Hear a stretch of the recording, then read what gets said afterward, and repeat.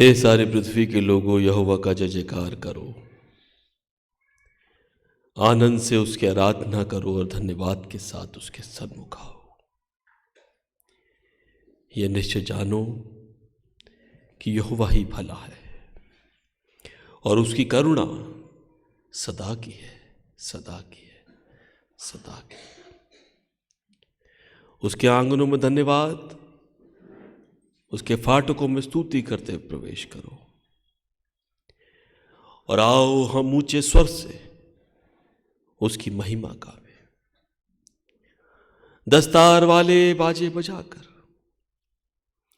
बांसुरी और वीणा बजाकर उसकी आराधना करो, क्योंकि वो भला है और उसकी करुणा सदा की है, सदा की है, सदा की है। करूब पे विराजमान स्वर्गीय परमेश्वर, सृष्टिकर्ता, सृजनहार, पालनहार, उद्धार देने की सामर्थ रखने वाले ईश्वर प्रभु, हम आपका धन्यवाद करते हैं। आज ये जगत भिन्न भिन्न नामों से, भिन्न भिन्न प्रार्थना पद्धतियों से प्रभु जी आपको पुकारता है और आपकी तरफ निहारता है। सनातन काल के ईश्वर प्रभु जी, आप तो सौम्य अगम्य ज्योति हैं जो सारे सृष्टि पर प्रकाश बरसाती है। हृदय से धन्यवादित हैं और प्रार्थना करते हैं प्रभु जी, आप अपना अनुग्रह हम सब पृथ्वीवासियों पर करें। इस वक्त पृथ्वीलोक से प्रभु जी हम आपको पुकारते हैं स्वामी। हम इस योग्य नहीं हैं कि प्रभु जी आप अपने सिंहासन को हमारे मध्य में लगाएं, मगर प्रभु जी हम विश्वास करते हैं शायद 66 के मुताबिक वचन कहता है, ये पृथ्वी मेरे चरणों की चौकी और स्वर्ग मेरा सिंहासन है। ओ प्रभु जी, हम तो चरणों की धूल मात्र भी नहीं है पिता आपके। आपको पुकारते हैं स्वामी, प्रभु वचन को पूरा कीजिए। जहां 2 या 2 से अधिक लोग मेरे नाम में एकत्रित होंगे, मैं उनके बीच में उपस्थित होऊंगा। आप हमारे बीच में आ जाइए स्वामी, जिससे आज की इबादत आपको ग्रहण योग्य ठहरे। हम घटे, हमारे जीवन में आप बढ़े। प्रार्थना करते हैं जितने लोग रास्ते में आ रहे, सुरक्षित लाइए। हमारा गीतों का गाया जाना, वचन का पढ़ा जाना, मनन किया जाना, सब कुछ और सब कुछ आपकी ओर से हो। हम घटे, आप बढ़ें, दया कीजिए, हम सबके साथ हो। पूरी इबादत को आपके हाथों में देते हैं, प्रभु यीशु के नाम से मांगते हैं, आमीन, आमीन। एक बार फिर से प्रभु यीशु मसीह के मधुर और सामर्थी नाम में आप सभी को हम दोनों पासबानों का प्यार भरा वार्म गुड मॉर्निंग, शालोम, जय मसीह की। आशा करते हैं प्रियो, हमें आज फिर से प्रभु ने संभाला है और हम उसकी आराधना महिमा करने के लिए इकट्ठा हुए हैं। हम प्रभु का बहुत बहुत धन्यवाद देते हैं। प्रभु अनुग्रहकारी हैं और हमसे प्रेम करते हैं, इसलिए अपने इकलौते पुत्र प्रभु यीशु मसीह को इस जगत के लिए दे दिया कि जो कोई विश्वास करे वो नाश ना हो परंतु अनंत जीवन पाए। आइए अजीजों, हम आगे बढ़ते हैं और मिलकर के कलीसियाई गीत मिलकर के गाएंगे। इबादत की शुरुआत में 176 176 नंबर का गीत, आता हूँ सलीब के पास। कलीसिया अपनी जगहों पर खड़ी हो जाएगी। आप हिम्नल्स भी इस्तेमाल कर सकते हैं और डिस्प्ले पे भी ये गीत आप देख सकते हैं। 176 आता हूँ सलीब के साथ। बुलंद आवाज के साथ परमेश्वर की हमद और सना करते हुए इस गीत को गाएंगे।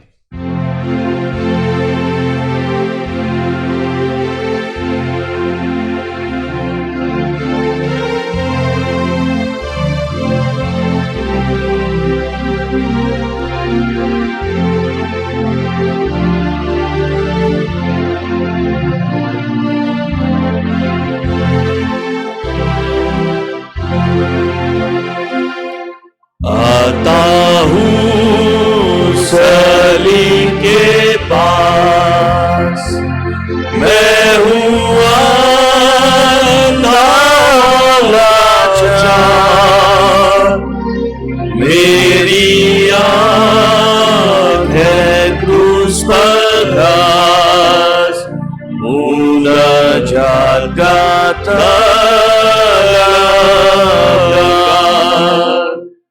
क्रूसी मेरी है पनाह, सिर्फ क्रूस पर है निगाह।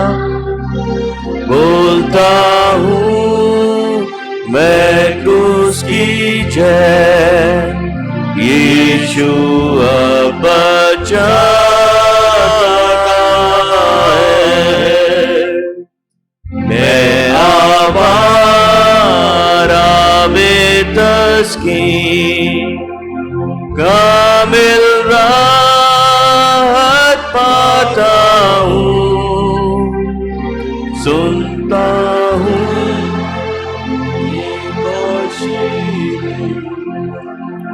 तुझको मैं बचाता हूँ। क्रूसी मेरी है पनाह, सिर्फ क्रूस पर है निगाह। बोलता हूँ मैं क्रूस की जय, यीशु अब बचाता है। तुझे सब कुछ देता हूँ, तुझे अपना कहूँगा। तेरी चीजें लेता हूँ, तेरा नित मैं रहूँगा। क्रूसी मेरी है पनाह, सिर्फ क्रूस पर है निगाह। बोलता हूँ मैं क्रूस की जय, यीशु अब बचाता है। तुझ पर मेरा है ईमान, तुझसे साफ मैं हुआ हूँ। तुझी में है मेरी जान, तेरे साथ मैं मुआ हूँ। क्रूसी मेरी है पनाह, सिर्फ क्रूस पर है निगाह। बोलता हूँ मैं क्रूस की जय, यीशु अब बचाता है।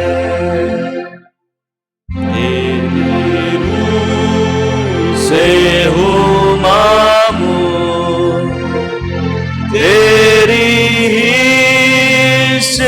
सिताइश हो। हर एक दाग है दिल से दूर, सना सना बरे दूर।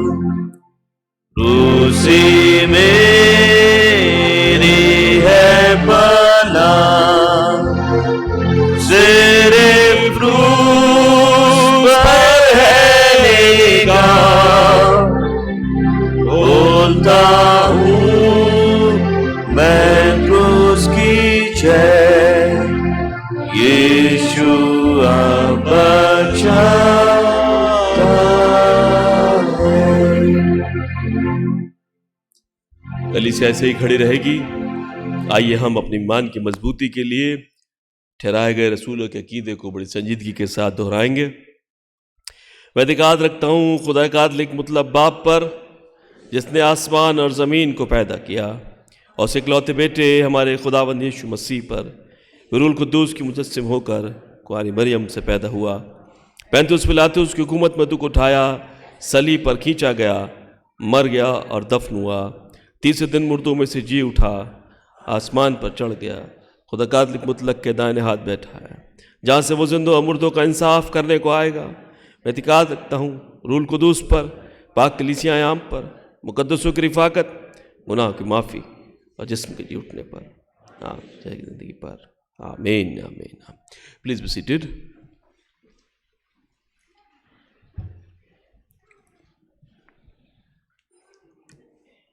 अजीज़ों, ये मौका है कि हम खुदावंद से अपनी फरियादों को रखें, परमेश्वर के आगे गिड़गिड़ाएं, प्रार्थना करें। ये समय है पास्टल प्रेयर का मेरे अजीज़ों।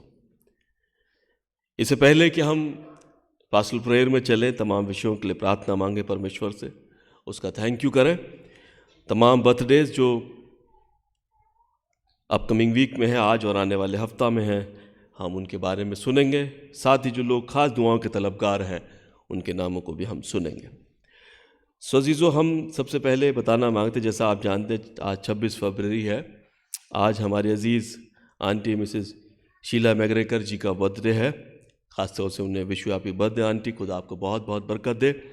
साथ ही 27 तारीख को हमारे बुजुर्ग मिस्टर अमरजीत सिंह भाटिया जी का बर्थडे है। 28 तारीख को मिस्टर रूबिन दयाल और मिस शीला जेम्स जी का बर्थडे है। आने वाली 1 तारीख को 1 मार्च को हमारे आदरणीय बिशप साहब, बिशप सुबोध सिंह मंडल साहब का बर्थडे है।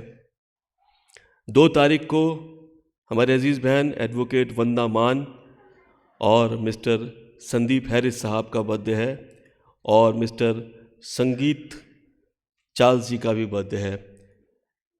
3 तारीख को हमारी अजीज़ बहन मिसेस एग्नेस मैसी जी का और मिसेस नैन्सी राज जी का बर्थडे है। ये तमाम बर्थडेज़ हैं आने वाले कमिंग वीक में।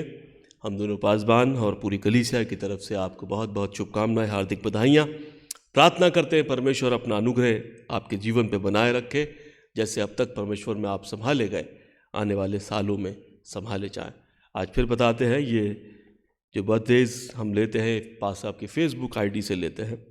मेहरबानी से यदि कोई बर्थडे छूट जाता है, सप्ताह भर लगातार प्रार्थनाएं होती हैं, आप बाद में भी नामों को दे सकते हैं। साथ ही मेरे प्रिय, कुछ लोग हैं जिनको ख़ास दुआओं की ज़रूरत है।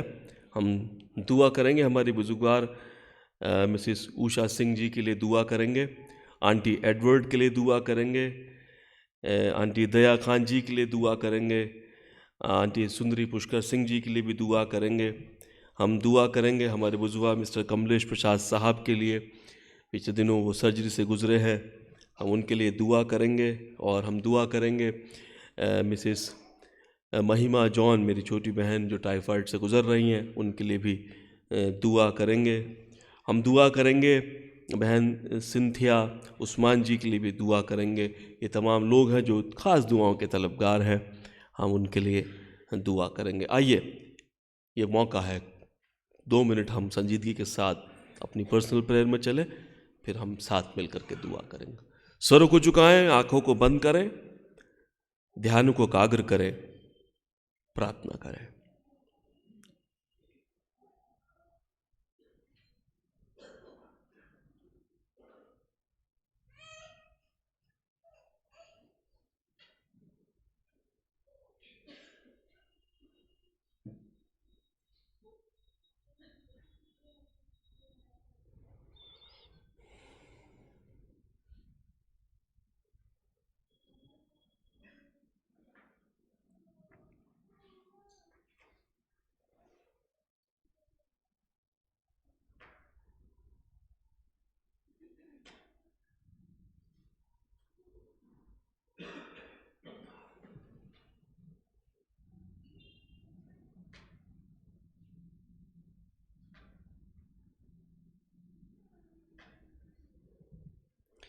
अनुग्रहकारी सामर्थी परमेश्वर, एक बार फिर से बहुत ही आदर, भक्ति और दीनता के साथ हम आपके चरणों में आते हैं।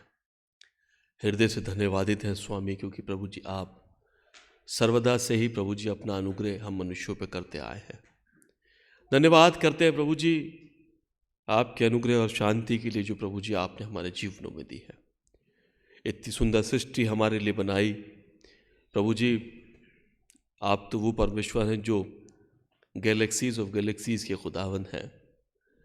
प्रभु जी, कितने अभी प्लैनेट्स हैं जिनको प्रभु जी हमारी विज्ञान, प्रभु हमारी साइंस अभी तक पहुंच नहीं पाई है उन तक। हमारा ज्ञान अधूरा है स्वामी आपके सामने। जैसा प्रभु जी वचन कहता है कि हमारे 1000 दिन आपके एक दिन के बराबर हैं। ओ प्रभु, आपकी गति, आपका सोच विचार हमसे बहुत कहीं अधिक परे है प्रभु जी। हम शायद अपनी मानव बुद्धि से आपको समझ नहीं सकते हैं।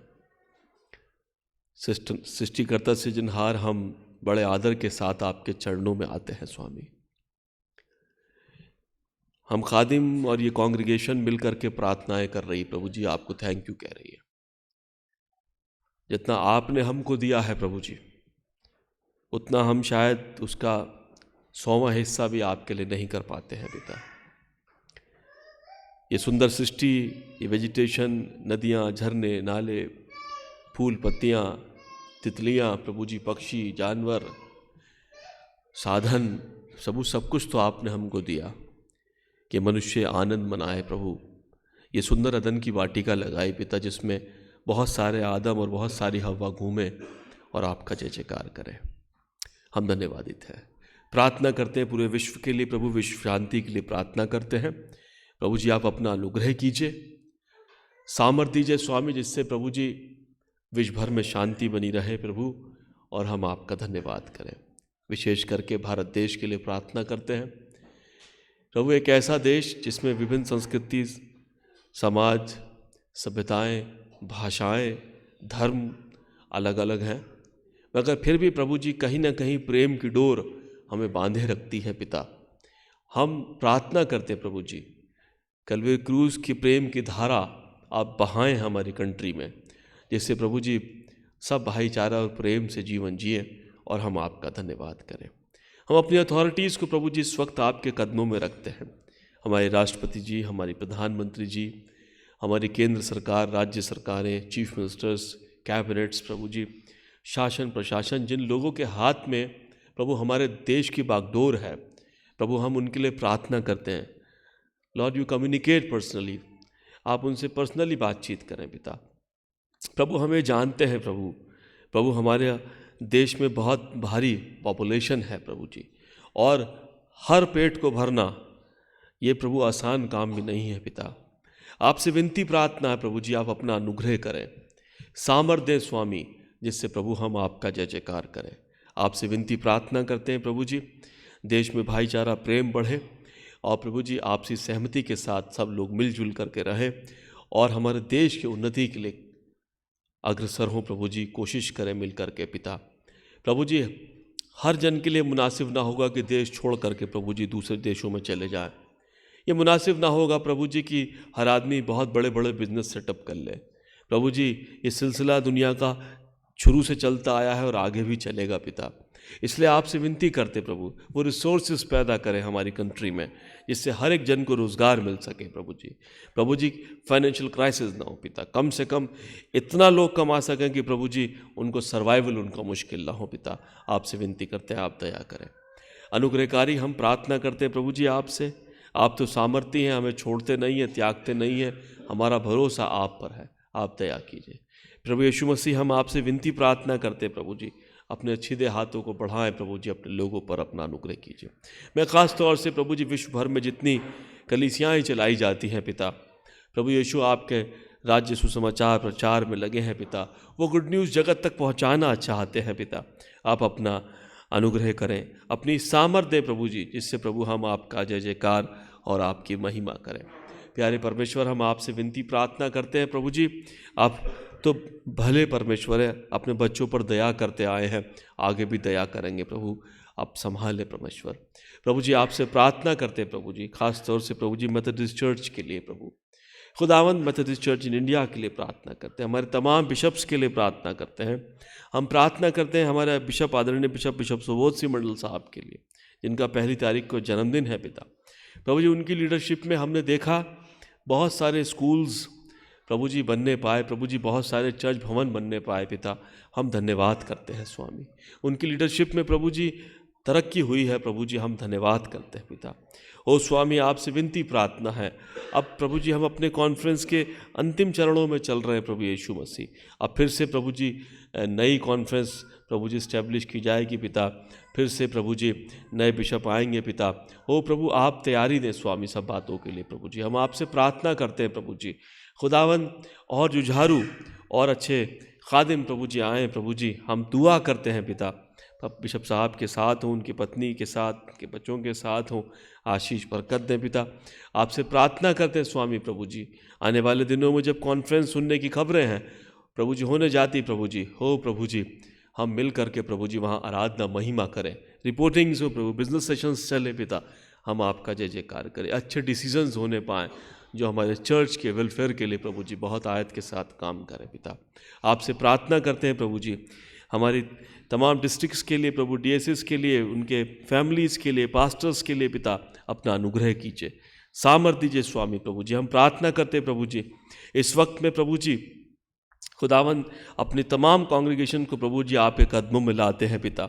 यीशु नासरी के नाम में प्रभु जी आपका भारी अभिषेक उतरने पाए, अनुग्रह होने पाए, हम आपका जय जयकार और आपकी महिमा करें स्वामी। आप दया कीजिए, अनुग्रह अनुग्रह अनुग्रह कीजिए प्रभु जी। आपसे विनती प्रार्थना करते हैं विशेष करके प्रभु जी इस वक्त में प्रभु जी हम प्रार्थना करते हैं हमारे तमाम अजीज़ जो ऑनलाइन के माध्यम से विभिन्न कलीसियाओं से जुड़ करके भी प्रभु जी हमारे साथ जुड़े रहते हैं, बाद में भी प्रभु जी हमारे साथ जुड़ते हैं प्रभु जी। हमारे तमाम ऑनलाइन व्यूवर्स के आप साथ होना, आशीषित करना, बहुत बहुत आशीषित करना कि हम आपका जय जयकार करें। प्यारे प्रभु जी हम प्रार्थना करते हैं प्रभु जी, ख़ास तौर से प्रभु जी हमारे सेंट्रल बतौर चर्च देहरादून के सुबारक कलीसिया को प्रभु जी आपके कदमों में लाते हैं। हमारे पासबान पास्टर दिनेश प्रसाद साहब को प्रभु जी आपके कदमों में लाते प्यारे खुदावन। प्रभु जी आप उनके साथ हों प्रभु जी, आप उनको आशीषित करें प्रभु जी, उनके परिवार के साथ हो खुदा, बच्चों के साथ हो प्रभु जी, संभालें और अपने अनुग्रह में लेके चलें कि हम आपका जय जयकार और आपकी महिमा करें। प्रभु आप तो अनुग्रहकारी हैं प्रभु जी, आप उनकी निगहबान चौपान हो पिता। प्यारे परमेश्वर आपसे विनती प्रार्थना करते हैं हमारी पास्टरेट कमेटी के हर एक मेम्बरान के लिए प्रभु जी अपना अनुग्रह आप सब पर कीजिए। खुदावंद हमारे तमाम विंग्स के लिए प्रार्थना करते हैं, WSCS के लिए प्रार्थना करते हैं, संडे स्कूल के लिए प्रार्थना करते हैं प्रभु, MYF के लिए प्रार्थना करते हैं, हमारी क्वायर के सदस्यों के लिए प्रार्थना करते हैं। यीशु नासरी आप अपना अनुग्रह जो बहुत आयत का प्रभु जी सब पर कीजिए, अनुग्रह कीजिए सामर्थ्य प्रभु जी। हम प्रार्थना करते हैं स्वामी प्रभु जी विशेष करके प्रभु जी पूरी कांग्रेगेशन को प्रभु जी, बुजुर्गों से लेके बच्चों तक प्रभु जी सबको आपके कदमों में लाते हैं। मैं प्रार्थना करता हूँ प्रभु जी, बहुत से जवान हैं प्रभु जी जो अपने जॉब के सिलसिले में बाहर है, विदेशों में है प्रभु जी, खुदावन ट्रेनिंग्स में है, एजुकेशन वाइज बाहर है प्रभु जी। हमारी अप्रोच तो उन तक नहीं जा सकती, मगर प्रभु जी हमें पता है आपके सामर्थ्य हाथ बहुत ही बड़े हैं। स्वर्गदूतों का घेरा आप चारों तरफ उनके बना के रखें प्रभु जी, जिससे हम आपका जय जयकार करें स्वामी प्रभु जी। आज बहुत से कलीसिया के ऐसे लोग होंगे जो इस वक्त ट्रैवल कर रहे होंगे अपनी किसी काम के सबब में। खुदावन जैसा भजन 139 का 5वां पद कहता है, मैंने तुझे आगे पीछे घेर रखा है। ओ प्रभु जी अपनी घेराबंदी प्रभु जी उन परिवारों के चारों तरफ करें प्रभु जी, आशीषित करें पिता। ओ स्वामी प्रभु जी आपसे प्रार्थना करते प्यारे खुदावन, ओ प्रभु अपना अनुग्रह करें प्रभु जी। मैं प्रार्थना करता हूँ हमारे बुजुर्गों के लिए प्रभु जी, आप अपनी सामर्थ्य हाथों को बढ़ाएं और खुदावन उन्हें शिफा इनायत करें प्रभु जी, जिससे प्रभु जी वो स्वस्थ रहे, ताकतवर रहे प्रभु जी, हम पर बने रहे और हम उनसे आशीर्वाद प्राप्त करते रहें प्रभु जी। आपका अनुग्रह चाहते हैं, हम आपसे प्रार्थना करते हैं प्रभु जी हमारे तमाम कलीसिया के लोगों के लिए प्रभु जी, परिवारों के लिए। यीशु नासरी अपने अपने लेवल पर हर एक परिवार भरसक प्रयासरत है प्रभु जी अपने बच्चों को अच्छी एजुकेशन और बेहतर करने के लिए पिता। मगर प्रभु जिस महंगाई के दौर में, जब महंगाई से कमर टूटी जाती है लोगों की खुदावंद, ऐसे वक्त में प्रभु जी आप रास्ते खोलें, अर्निंग रिसोर्सेज को बढ़ाएं स्वामी, कि हम आपका जय जयकार और आपकी महिमा करें। प्यारे खुदावंद आपसे प्रार्थना विनती करते हैं प्रभु जी, अपनी सामर्थ उड़ेलें जिससे हम आपका जय जयकार करें। प्यारे खुदावंद आपसे विनती प्रार्थना करते हैं प्यारे खुदावंद हमारे तमाम विंग्स के साथ हो, खुदावंद आशीषित करें, बहुत बहुत बरकत दे प्रभु जी। जो लोग खुदावंद, मैं प्रार्थना करता हूँ जो बच्चे हमारे शादी लायक है प्रभु जी, उनके लिए अच्छे मैचेस चाहिए प्रभु जी, अच्छे परिवार चाहिए प्रभु जी, आप रास्ते खोलिए पिता।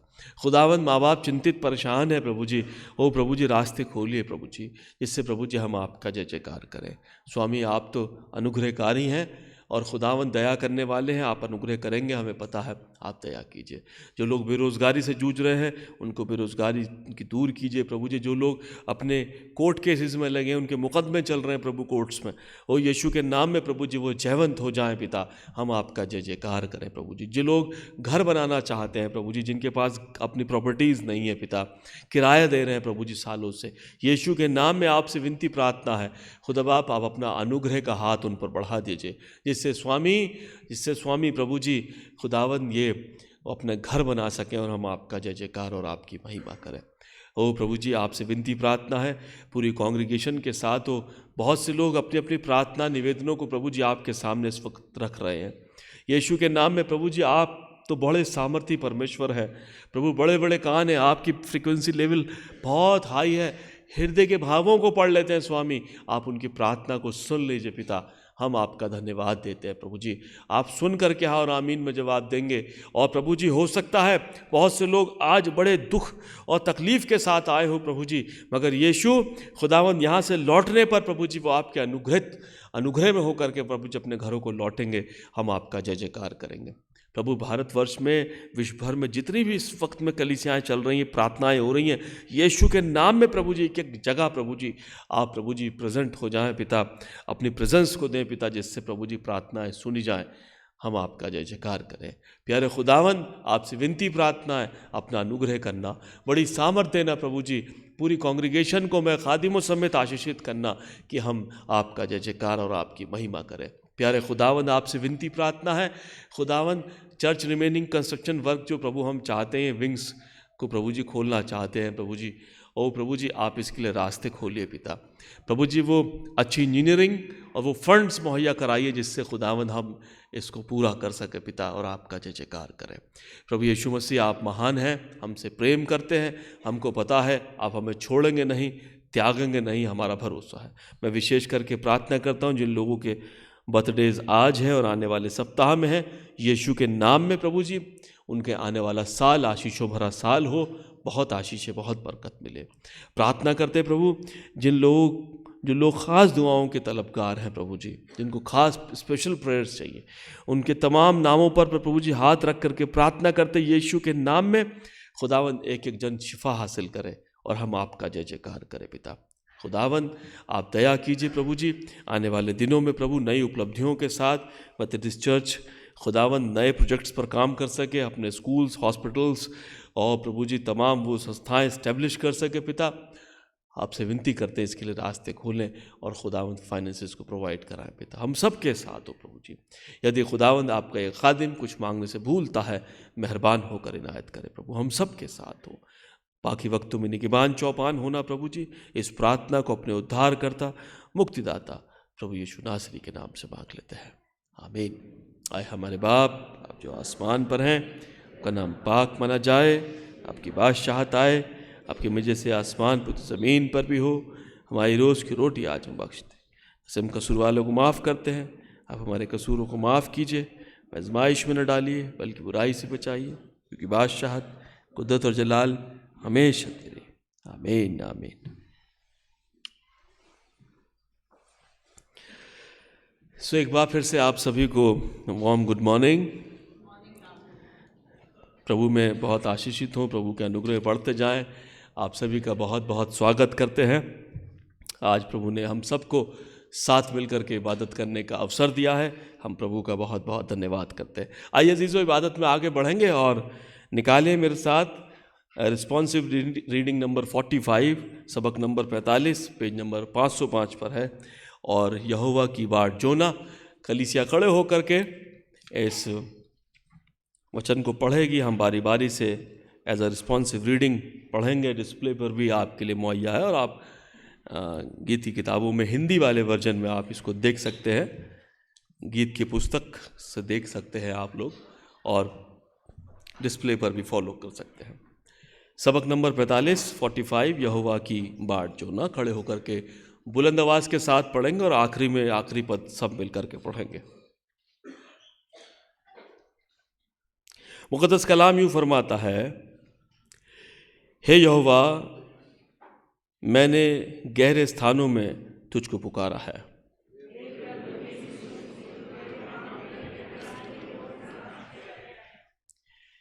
हे यहाँ यदि तू अधर्म के कामों का लेखा लेता तो हे प्रभु कौन खड़ा रह सकेगा।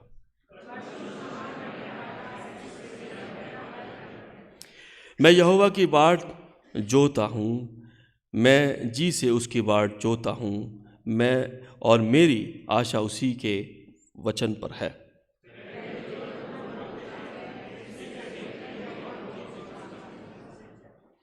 इज़राइल यहोवा की आशा लगाए रहे, क्योंकि यहोवा करुणा करने हारा और पूरा छुटकारा देने हारा है। जो यहोवा पर भरोसा रखते हैं सो सिय्योन पर्वत के समान है, जो टलता नहीं सदा बना रहता है।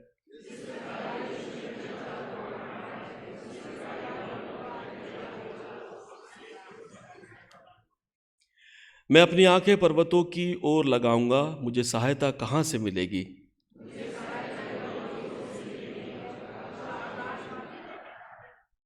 वह तेरे पाँव को टलने न देवे, तेरे रक्षक कभी न होंगे। यहोवा तेरा रक्षक है, यहोवा तेरी दाहिनी ओर तेरी आड़ है।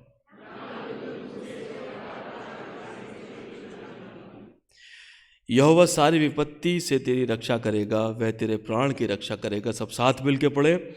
यहोवा तेरे आने जाने में तेरी रक्षा अब से लेकर सदा तक करता रहेगा।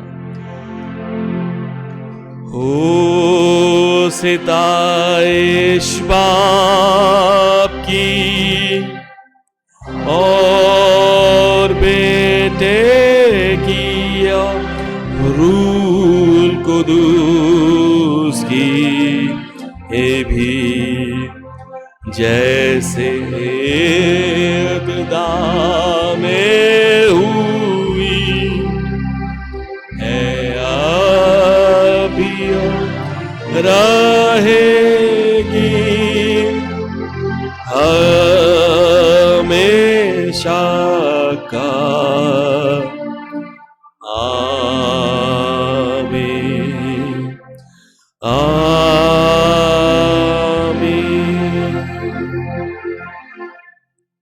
Please be seated.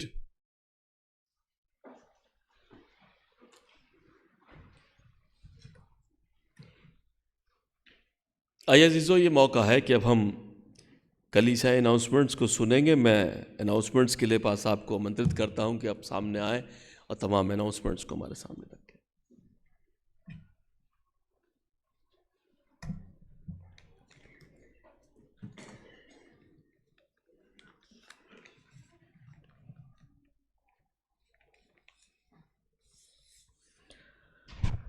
आप सभी को सबसे पहले प्रभु यीशु के नाम में आशीषें मिलें।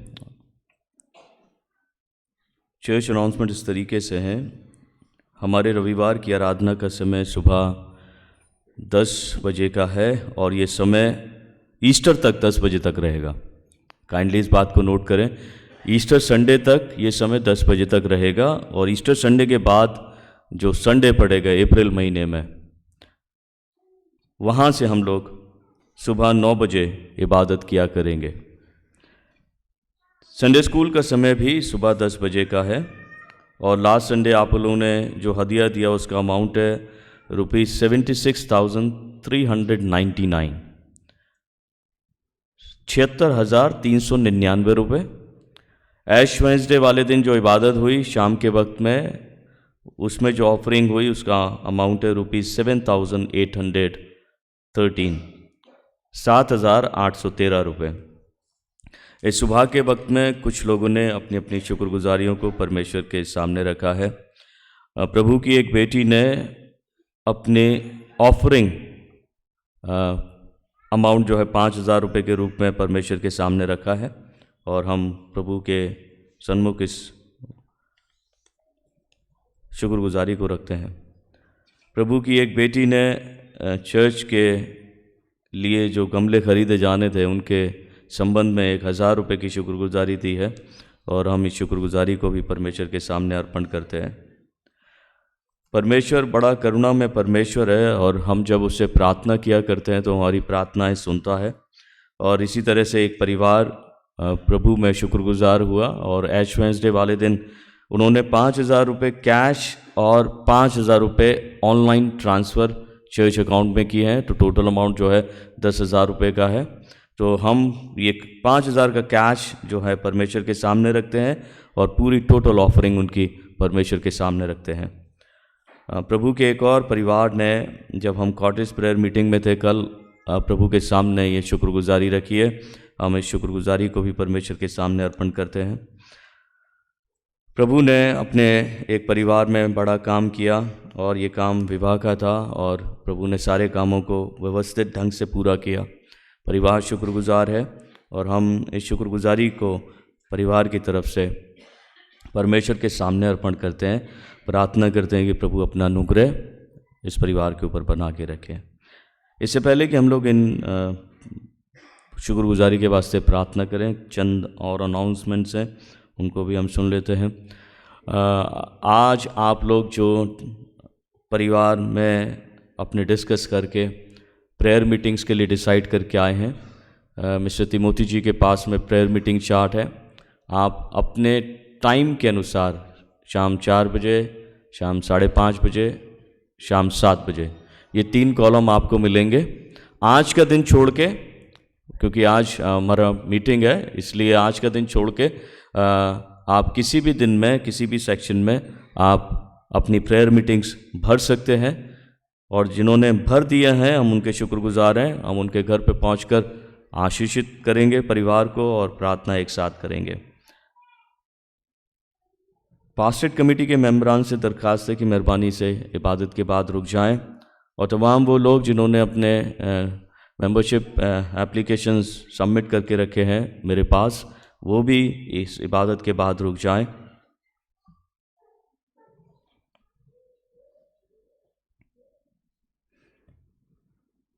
मेरे प्रिय अजीज़ों, इसके अलावा और कोई विशेष सूचना हमारे पास नहीं है। यदि होंगी तो हम खुदा के खादिम आपको इत्तला करेंगे।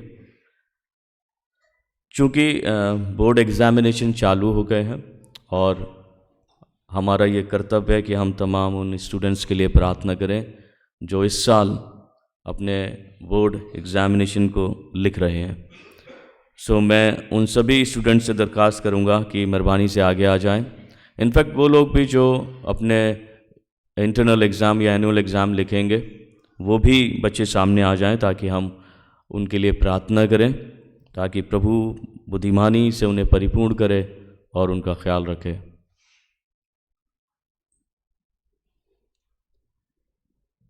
सभी बच्चे जो बोर्ड एग्ज़ामिनेशन लिख रहे हैं या अपने कोई भी एग्ज़ाम लिख रहे हों, इनफैक्ट अगर आप कोई प्रोफेशनल एग्ज़ाम भी दे रहे हैं,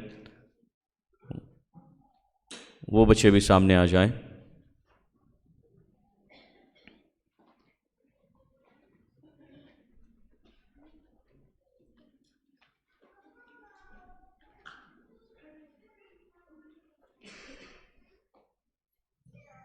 तमाम छोटे छोटे बच्चे भी आ सकते हैं जिनको अभी एग्ज़ाम लिखना है अपने स्कूल्स में, उनके लिए भी हम प्रार्थना करेंगे और साथ ही साथ इन ऑफरिंग्स के लिए भी प्रार्थना करेंगे।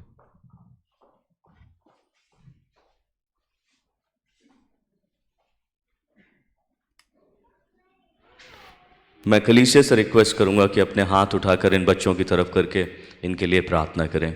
मेरे साथ मिलकर प्रार्थना करें। आइए दुआ मांगें।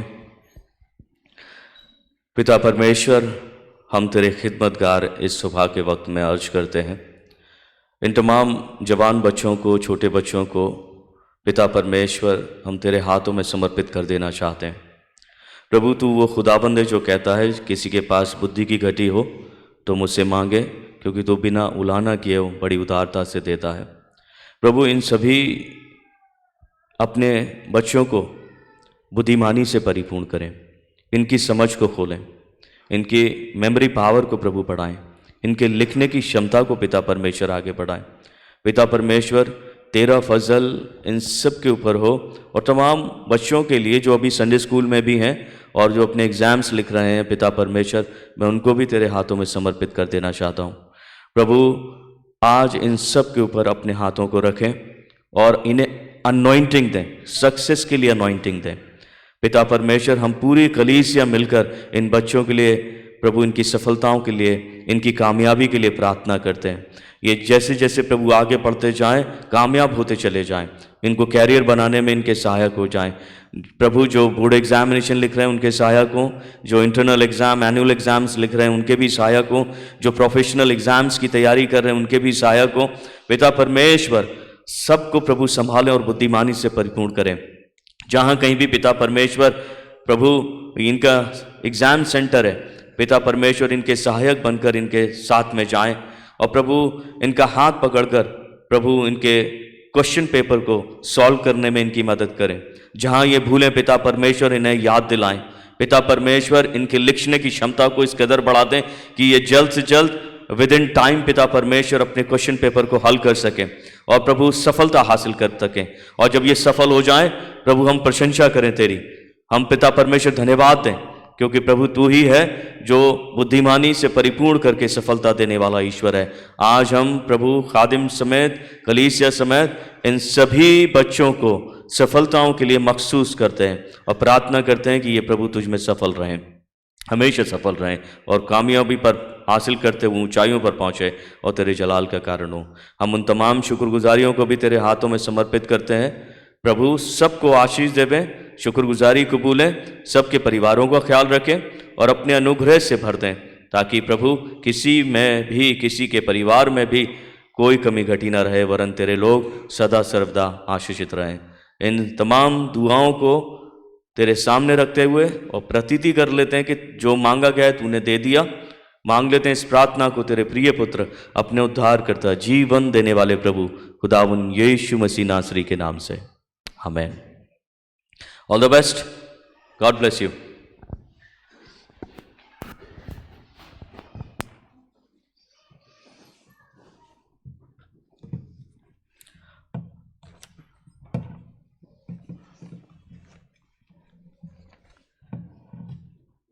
अजीजों, और कोई अनाउंसमेंट नहीं है, यदि होंगे तो हम खुदा के खादिम इत्तला करेंगे।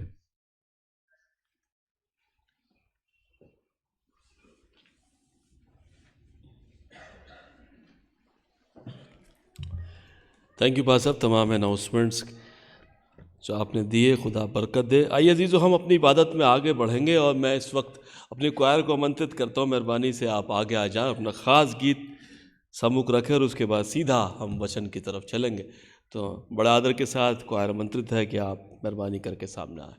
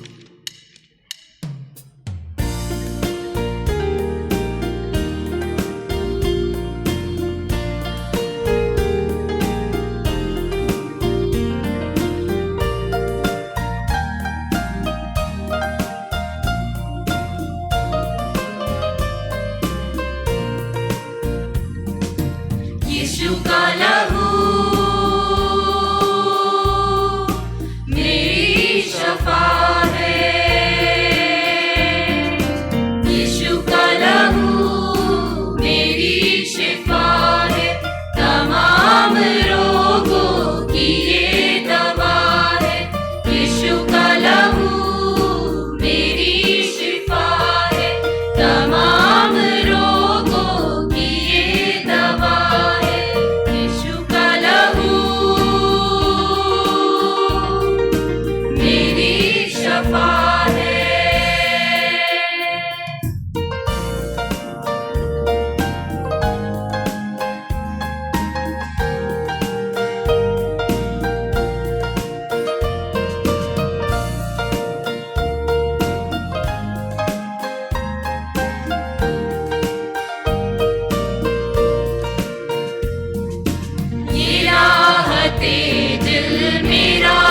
कफारा, शफाए जाए लहू का धारा।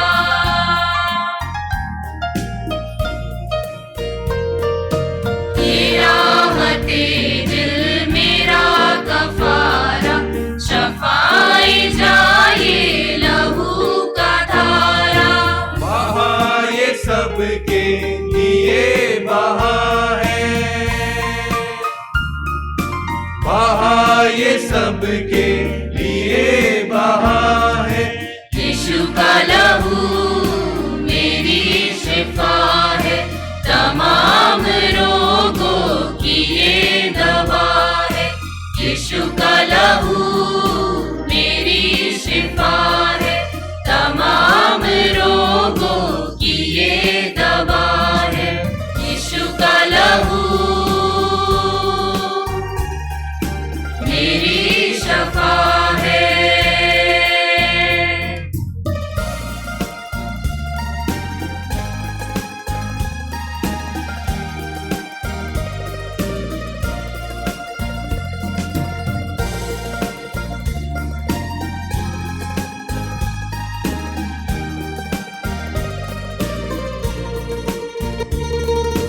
मैं जब पुकारूं ये मुझ पे आए, ये हर वबा से मुझे बचाए।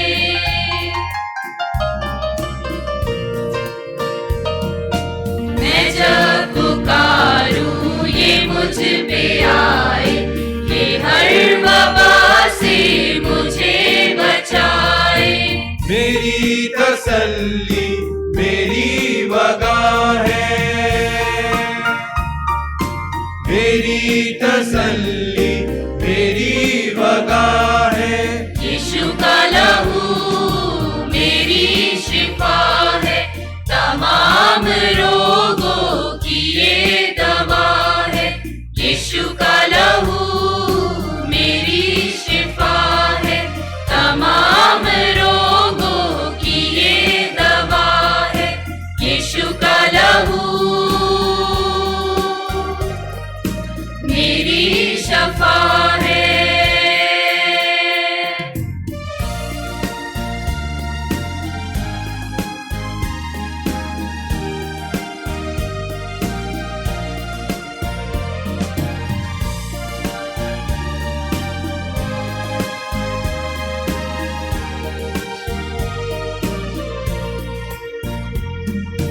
बचाई इसने हयात मेरी, बनी इसी से है बात मेरी।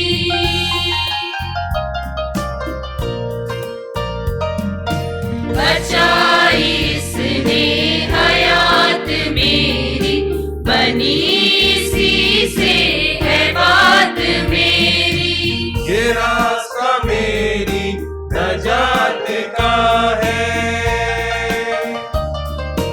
ये रास्ता मेरी नजात का है। यीशु का लहू मेरी शिफा है, तमाम रोगों की ये दवा है। यीशु का लहू मेरी शिफा है, तमाम रोगों की ये दवा है। यीशु का लहू मेरी शफा है। यीशु का लहू मेरी शफा है। यीशु का लहू मेरी शफा है।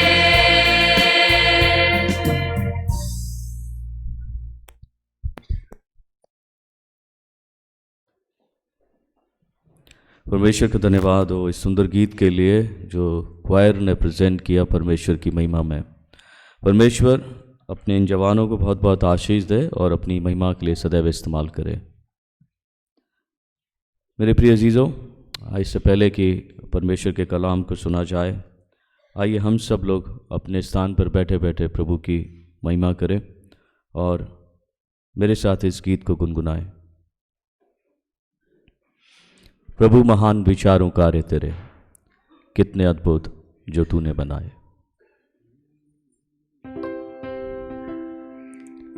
Just close your eyes and sing this song in prayer. Praise your God.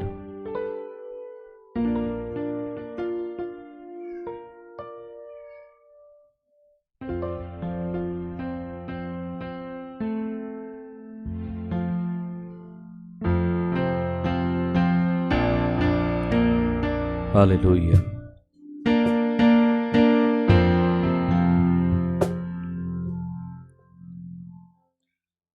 प्रभु महान विचारों कार्य तेरे कितने अद्भुत जो तूने बनाए। देखूं तारे सुनो गर्जन भयंकर सामत तेरी सारे भूमंडल पर प्रशंसा होवे प्रभु यीशु की। कितना महान कितना प्रशंसा होवे प्रभु यीशु की। Thank you Jesus. कितना महान प्रशंसा होवे, कितना महान वन के बीच में तराई मध्य विचरूं मधुर संगीत मैं चिड़ियों का सुनूं। पहाड़ विशाल से जब मैं नीचे देखूं झरने बहते लगती शीतल वायु। प्रशंसा हो वे प्रभु यीशु की। कितना महान कितना महान प्रशंसा होवे प्रभु यीशु की। कितना महान कितना महान।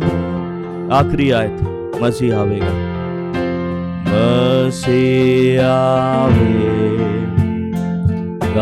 शब्द रहेगा होगा मुझे लेगा जहाँ आनंद महान। मैं झुकूंगा सात आदर भक्ति दीनता, सात आदर भक्ति दीनता और गाऊंगा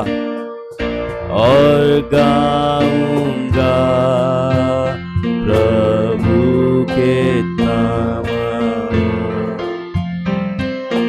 प्रशंसा होवे प्रभु यीशु की। कितना महान कितना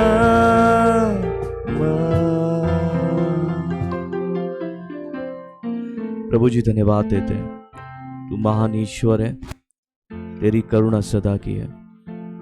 प्रभु हमको जीवन जीने का एक और दिन मिला है, अपने आप को सुधारने का एक और दिन मिला है, तेरे निकट आने का एक और दिन मिला है, अपने आप को बदलने का एक और दिन मिला है।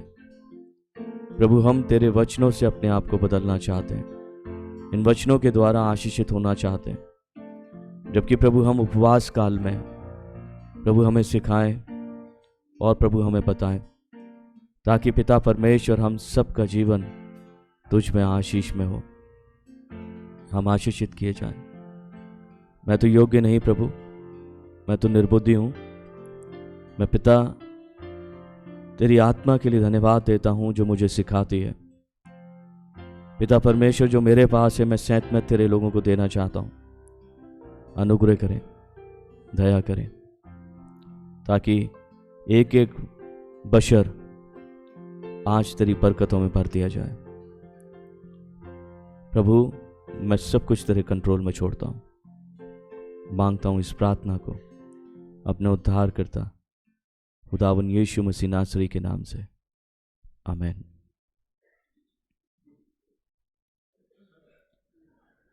मेरे प्रिय अजीजों, आज जैसा कि आप लोगों ने ऑब्जर्व किया होगा कि आज कोई भी स्क्रिप्चर पोर्शन नहीं पढ़ा गया है। उसका रीज़न है, और रीज़न क्या है मैं आपको बता देता हूं। क्योंकि आज हम डिफरेंट बिब्लिकल पोर्शन देखेंगे, और ये डिफरेंट बिब्लिकल पोर्शन जो है फास्टिंग के बारे में बताते हैं, उपवास के बारे में बताते हैं। और चूंकि हम लोग उपवास के दिनों में हैं, और हमारे लिए ये ज़रूरी बन जाता है कि हम तमाम उन उपवास की बातों को सीखें और पूरी तरह से अपने जीवन में परमेश्वर की करुणा को हासिल करें। सो मैं आज आपके सामने, जिस प्रकार मैंने क्रिसमस पे ग्लिम्सेस दिखाए थे क्रिसमस के, आज मैं आपको उपवास के ग्लिम्सेस दिखाना चाहता हूं। मेरे साथ निकालें biblical portion from the book of Deuteronomy chapter 9, व्यवस्था विवरण की किताब और उसका 9वां अध्याय। और पर्टिकुलरली मैं आपके सामने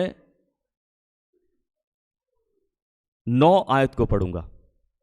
9 आयत में इस प्रकार से लिखा हुआ है, जब मैं उस वाचा के पत्थर की पटियाओं को जो यहोवा ने तुमसे बांधी थी लेने के लिए पर्वत के ऊपर चढ़ गया, तब 40 दिन और 40 रात पर्वत ही के ऊपर रहा, और मैंने ना तो रोटी खाई और ना पानी पिया।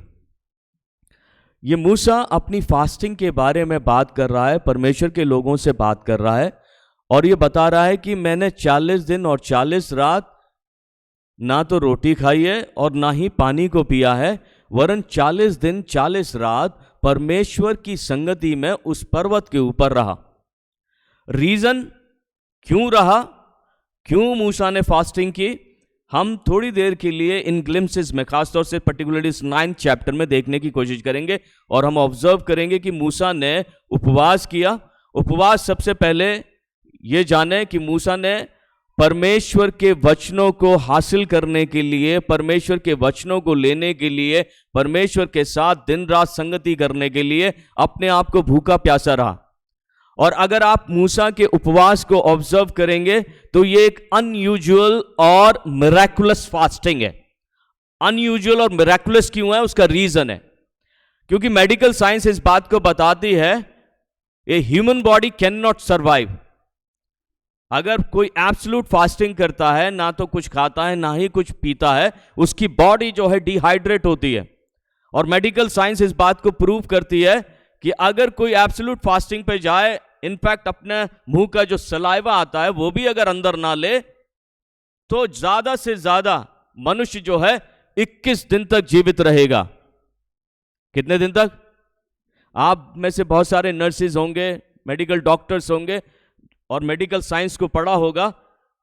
एक ह्यूमन बॉडी की जो रेंज है, लिमिटेशन है, वो 21 दिन तक है भूखे रहने की, और 22वें दिन शायद उस व्यक्ति की मृत्यु हो जाए, ऐसा मेडिकल साइंस कहती है।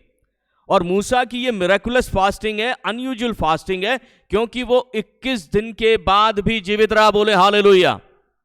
परमेश्वर की संगति में, परमेश्वर के निकटता में, परमेश्वर के साथ में जो बना हुआ है, परमेश्वर उसके साथ में अनयूजुअल चीजें करता है, जो मेडिकल साइंस से बाहर है, जो हमारी एक्सपेक्टेशन के बाहर है। अगर हमारा रिलेशनशिप परमेश्वर के साथ में है और हम परमेश्वर की निकटता में, तो मैं आपको गारंटी दे रहा हूं in the spirit of God कि परमेश्वर हमारे साथ अनयूजुअल चीजें करेगा जो कभी हमने सोची भी नहीं होगी, अकल्पनीय।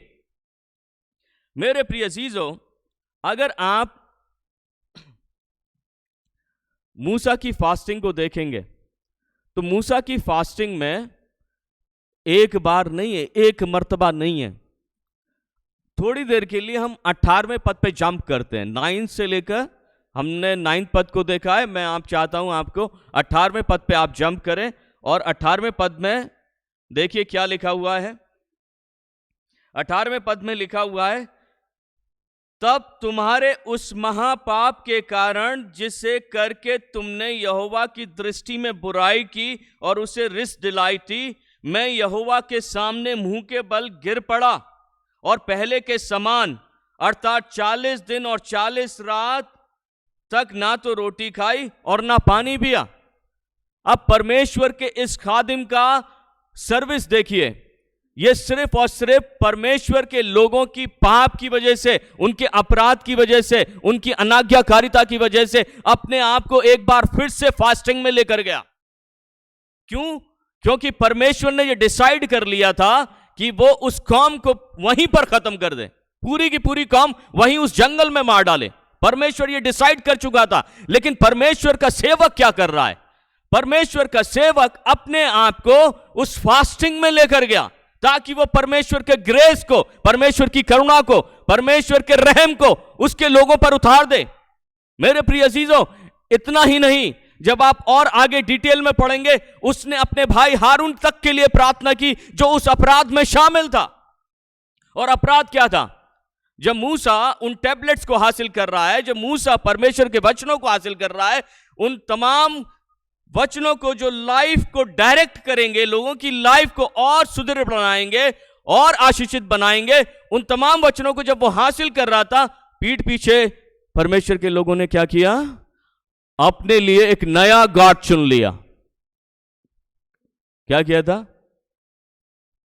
बोले जोर से। सोने का। और बनाया किसने? हारून ने। किसने? जिस परमेश्वर ने उनको निकाला, जिस परमेश्वर की सामर्थ उन्होंने देखी, जिस परमेश्वर ने अपने मिरेकुलस एक्ट को उनकी लाइफ में किया, डिलीवरेंस को उनकी लाइफ में लेकर आया, और परमेश्वर के लोग क्या कर रहे हैं? उस परमेश्वर को छोड़कर, उस जीवते परमेश्वर को छोड़कर कहीं दूसरी तरफ भाग रहे हैं। यह सबसे बड़ा अपराध है, मैं आपको गारंटी दे रहा हूं। क्योंकि परमेश्वर के जब आप 10 हुक्म पढ़ेंगे, अब आप चाहे निर्गमन 20 पढ़ें, चाहे व्यवस्था विवरण 5 पढ़ें, उसमें परमेश्वर ने स्पष्ट बोला है, तू मुझे छोड़ दूसरे को ईश्वर करके ना मानना, तू अपने लिए कोई मूर्ति गढ़कर ना बनाना, ना उसकी उपासना करना, ना उसको दंडवत करना, क्योंकि मैं तेरा परमेश्वर जलन रखने वाला परमेश्वर हूं। वरन मैं उन जो अपराध करते हैं उनका दंड उनके पोतों, उनके परपोतों तक को दिया करता हूं। मतलब वो इस प्रकार जलन रखता है कि वो जनरेशन टू जनरेशन बदला लेने वाला परमेश्वर है, उसने वहां पर डिक्लेयर किया है ना। लेकिन मैं आपको एक बात कहना चाहता हूं, एज ए पास्टर मैं अपने आप को मूसा की जगह पर रख के देखा। मेरे प्रिय अजीजों, द पास्टरल रोल बहुत इंपॉर्टेंट होता है। जो आपको मॉर्निंग इवनिंग डिवोशन दिखाई देते हैं ना, मॉर्निंग और इवनिंग डिवोशन, ये मॉर्निंग और इवनिंग डिवोशन पास्टर के बहुत इंपॉर्टेंट होते हैं। पास्टर की दुआएं बहुत इंपॉर्टेंट होती हैं। परमेश्वर के जो अनॉइंटेड हैं, चोजन वन है, उनकी दुआएं बहुत इंपॉर्टेंट होती हैं। उन दुआओं के वसीले से परमेश्वर क्या करता है? अपनी रहमत को उतारता है ना। अभी मूसा की वजह से रहम उतरा कि नहीं उतरा? बोले हालेलुया। सिर्फ एक व्यक्ति की वजह से, एक अनॉइंटेड वन की वजह से परमेश्वर ने पूरी कौम को क्षमा किया। बोले हालेलुया। इंपॉर्टेंट है, क्योंकि परमेश्वर का यह जन क्या कर रहा है? लोगों के लिए फास्टिंग कर रहा है। मैं अब परमेश्वर के सामने अपने आप को जब रखता हूं तो मैं खाली अपने आप को नहीं रखता हूं, या पादरी साहब जब परमेश्वर को अपने परमेश्वर के सामने रखते हैं तो खाली अपने आप को ही ना रखते हैं, मैं संपूर्ण कलीसिया समेत या हम खादिम संपूर्ण कलीसिया समेत परमेश्वर के सन्मुख खड़े होते हैं और पूरी कलीसिया के लिए प्रार्थना करते हैं, है ना। ये इंपॉर्टेंट बात है। और प्रेयर क्या थी, मैं आपको प्रेयर बताता हूं मूसा की। चलिए पढ़ते हैं मूसा की प्रेयर, 25वें पद से पढ़ते हैं, ठीक है। अभी मैं तीसरी बार उस फास्टिंग के बारे में बताने वाला हूं, पहले 9वें पद में, दूसरे 18वें पद में और तीसरी बार 25वें पद में। आप पढ़िए। 25वें पद में लिखा है, मैं यहोवा के सामने 40 दिन और 40 रात मुंह के बल पड़ा रहा, क्योंकि यहोवा ने कह दिया कि वह तुम्हारा सत्यानाश करेगा। ऐसे बोल दिया, वह सत्यानाश करेगा, उसने बोल दिया। और 26वें पद में वो कहता है, मैंने यहोवा से ये प्रार्थना की, हे प्रभु यहोवा, अपना प्रजा रूपी निज भाग जिसको तूने अपने महान प्रताप से छुड़ा लिया है, जिसको तूने अपने बलवंत हाथ से मिस्र से निकाल लाया है, उन्हें नष्ट ना कर। ये उसकी प्रेयर है। मेरे प्रिय अजीजों, एक दुआ, सिर्फ एक दुआ काफी होती है। मैं आपको गारंटी दे रहा हूं, द स्पिरिट ऑफ गॉड, परमेश्वर के चुने हुए व्यक्ति की एक दुआ काफी है उस परमेश्वर के रहम को लाने के लिए, उसकी कृपा को लाने के लिए, उसके ग्रेस को लाने के लिए। परमेश्वर के व्यक्ति की एक दुआ काफी है, और इस एक दुआ ने कमाल कर दिखाया। बोले हालेलुया, है ना। और परमेश्वर ने पूरी तरह से उस काम को अपने रहम में भर लिया, अदरवाइज वो मार देता। Let us move on. Second glimpses. मैं चाहता हूं कि आप 2 सैमुएल और उसके 12वें चैप्टर को निकालें। 2 सैमुएल और उसका 12वां चैप्टर। और इस 12वें चैप्टर में आपको मिलेगा David's morning for his child illness.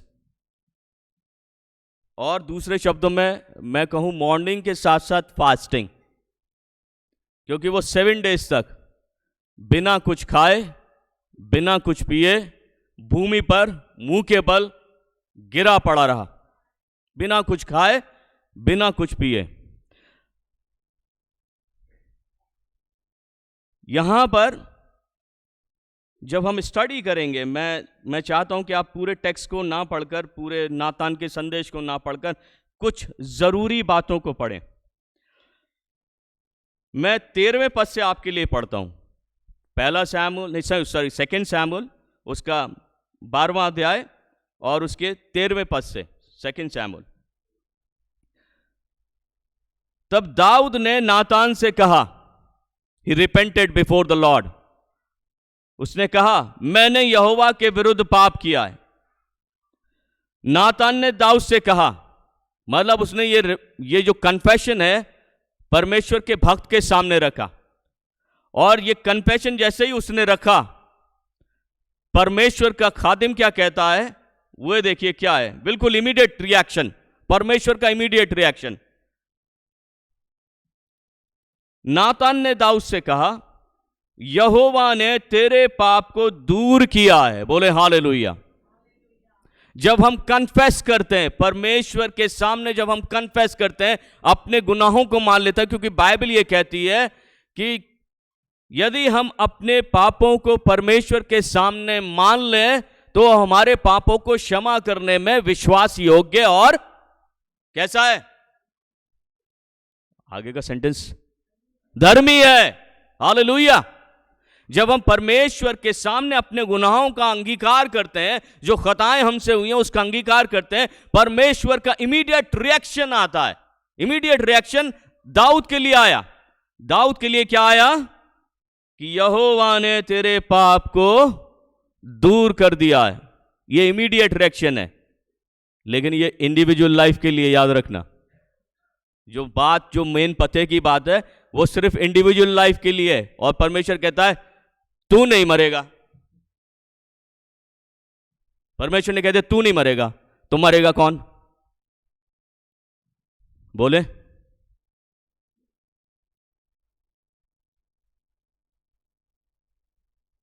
चौदहवीं आयत। तो अभी तूने इस काम के द्वारा यहोवा के शत्रुओं का तिरस्कार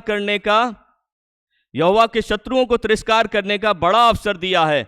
इस कारण तेरा जो बेटा उत्पन्न हुआ है वह अवश्य ही मरेगा। सीखने वाली बात क्या है? सीखने वाली बात यह है मेरे प्रिय अजीजों, डेविड के कन्फेशन और रिपेंटेंस ने सिर्फ किसकी लाइफ को बचाया है? डेविड की लाइफ को, सिर्फ डेविड की लाइफ को बचाया है।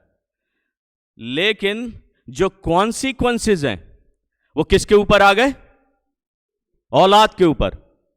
कभी सोचा इस बात को कि जब हम करते हैं, जब गुनाह करते हैं, जब हम अनाज्ञाकारिता करते हैं, जब परमेश्वर की दृष्टि में हम गुनहगार होते हैं, हमारी सोच, हमारे काम, हमारे कंडक्ट्स जो परमेश्वर के सन्मुख ग्रहण योग्य नहीं है, उसका कॉन्सिक्वेंसेस किसके ऊपर आएगा? शायद मैं अपने कन्फेशन की वजह से अपनी लाइफ को सेव कर लूं, शायद मैं बच जाऊं, उसकी करुणा में आ जाऊं, लेकिन there are still consequences for our conducts and actions. परमेश्वर के लिए जो कॉन्सिक्वेंसेस हैं वो इंपॉर्टेंट है। और रिजल्ट क्या हुआ? मैंने एक सवाल पूछा, अब परमेश्वर के सामने जब मैंने इस चीज को देखा कि दाऊद तो बच गया लेकिन कॉन्सिक्वेंसेस औलाद पे आ गया। अब सवाल मैंने अपने लिए खड़ा किया, क्या हमारे एक्शन हमारे बच्चों का नाश का कारण तो नहीं है? कभी सवाल नहीं किया मैंने, लेकिन मैं अपने आप से सवाल कर रहा हूं, क्या मेरा एक्शन, एक खराब एक्शन, एक खराब कंडक्ट मेरे बच्चों के नाश का कारण तो नहीं है? सिंपल। हम कभी नहीं सोचते, लेकिन आज परमेश्वर का वचन ये सोचने पर मजबूर कर रहा है। जब मैं इस टेक्स्ट को, इस फास्टिंग को, इस मॉर्निंग को जो डेविड की है, जब एनालाइज कर रहा था, मेरा रूह काम किया, कहीं मेरा एक खराब एक्शन मेरे दोनों बच्चों की लाइफ को नष्ट तो नहीं कर देगा, बर्बाद तो नहीं कर देगा? कभी माता पिता सोचते ही नहीं है, कभी हम एक्शन करते समय सोचते नहीं है, क्योंकि लाइफ खराब हो जाती है, बच्चों की लाइफ खराब हो जाती है, जनरेशन की लाइफ खराब हो जाती है। क्यों? किस लिए? सिर्फ हमारे एक्शन की वजह से। हमने कभी नहीं सोचा। लेकिन आज इस डेविड को एनालाइज जब कर रहे हैं, उसकी फास्टिंग को, उसकी मॉर्निंग को एनालाइज कर रहे हैं, परमेश्वर को सेंटेंस को एनालाइज कर रहे हैं, मैं सिर्फ यही पाता हूं अपनी लाइफ के लिए कि कहीं मेरा कोई एक ऐसा एक्शन ना हो जाए परमेश्वर की दृष्टि में, मैं गुनहगार रहकर अगर मैं कन्फेशन कर भी लूंगा तो शायद मैं बच जाऊंगा, लेकिन मैं अपने बच्चे को नहीं बचा पाऊंगा। रीजन है, जब आप यहेजकेल की किताब पढ़ेंगे, खास तौर से उसके 14 चैप्टर को पढ़ेंगे, वहां पर परमेश्वर ने तमाम उन कठिनाइयों का, कठिन परिस्थितियों का विवरण किया है। और विवरण क्या किया है कि अगर मैं किसी देश पर तलवार चलाऊंगा तो चाहे उस देश में नूह, डैनियल, अय्यूब, ये 3 लोग ही क्यों ना हो, वो सिर्फ अपने प्राणों को बचा सकेंगे, लेकिन उनके पुत्र और पुत्रियां नहीं बचेंगे। ये स्पष्ट लिखा है बाइबल में। हमारा कन्फेशन, हमारी रिपेंटेंस सिर्फ हमारी लाइफ को सेव कर सकता है। लेकिन मेरे प्रिय अजीजों, कॉन्सिक्वेंसेस बहुत इंपॉर्टेंट है परमेश्वर के लिए, क्योंकि परमेश्वर सिखाना चाहता है। He is a just God. हम कहते हैं ना, अनुग्रहकारी, करुणामय, दयालु, कृपालु। At the very same time he is our just God, न्यायी परमेश्वर। डेविड की गलती क्या रही मैं आपको बताता हूं। मैं अभी ओल्ड सर्वे में प्रचार कर रहा था सेकंड टेम्पटेशन के ऊपर, जो यीशु मसीह की टेम्पटेशन है। क्या टेम्पटेशन है सेकंड? मत्ती 4 में अगर आप रीड करेंगे, मत्ती 4 में एक सेकंड टेम्पटेशन दी गई है। शैतान, इब्लीस यीशु को कहां लेकर गया? पवित्र नगर में। कहां लेकर गया? पवित्र नगर में। ये क्या है? ये प्रेमिसेस कैसा है? परमेश्वर का घर इसमें है। ये जगह क्या है? एक पवित्र स्थान है। क्या है? पवित्र स्थान।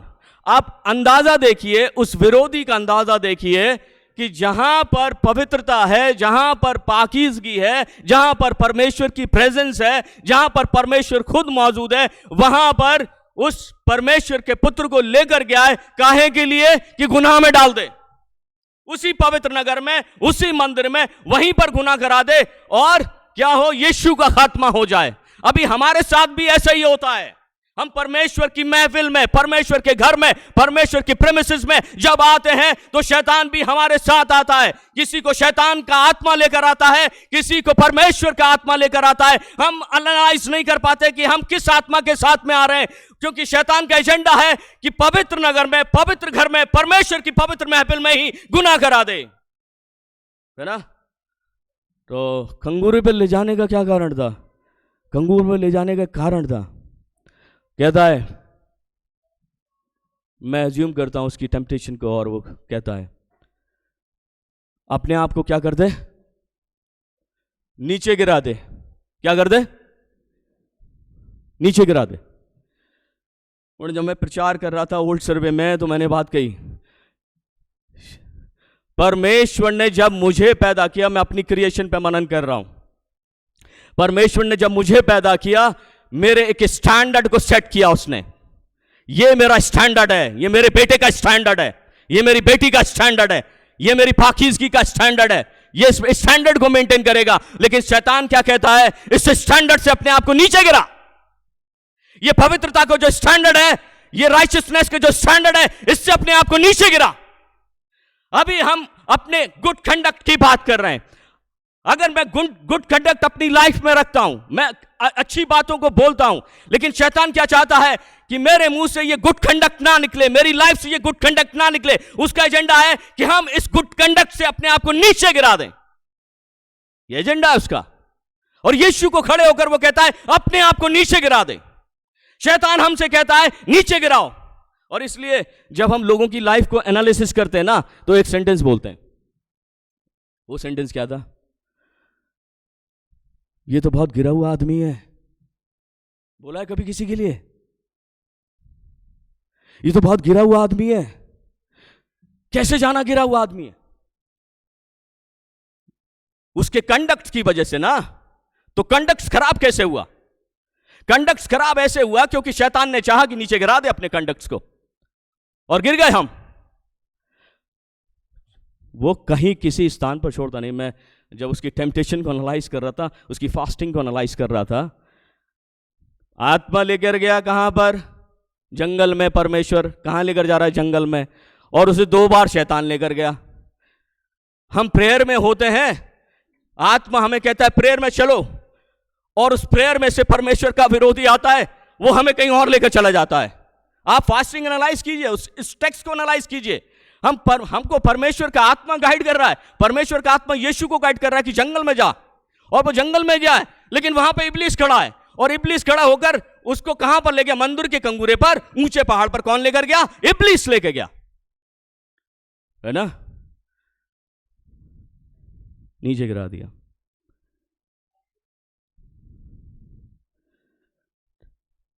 अभी डेविड ने कहां देखा था? कहां पे था वो? जब गुनाह किया था कहां पे था? छत पे। यीशु कहां पर खड़ा है? छत पे। कहां खड़ा है? कंगूरे पे।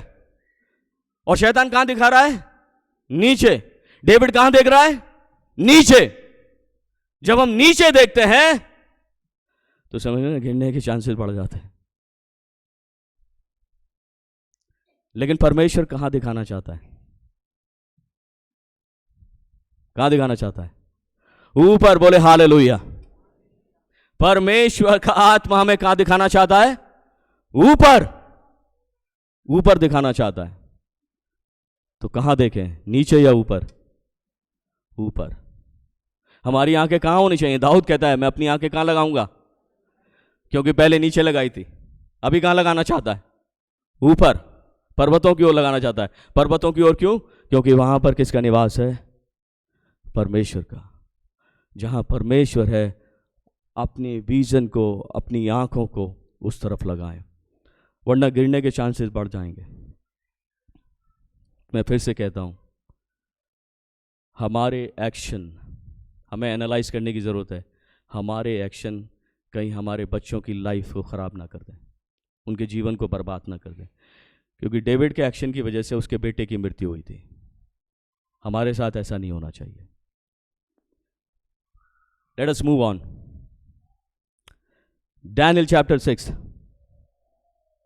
वहां पर आपको मिलेगा बेबीलोनियन किंग डैरियस के बारे में। डैरियस जो डैनियल का वेल विशर है, किसका? डैनियल का। और उसने डैनियल के अंदर रिकॉग्नाइज किया है क्या?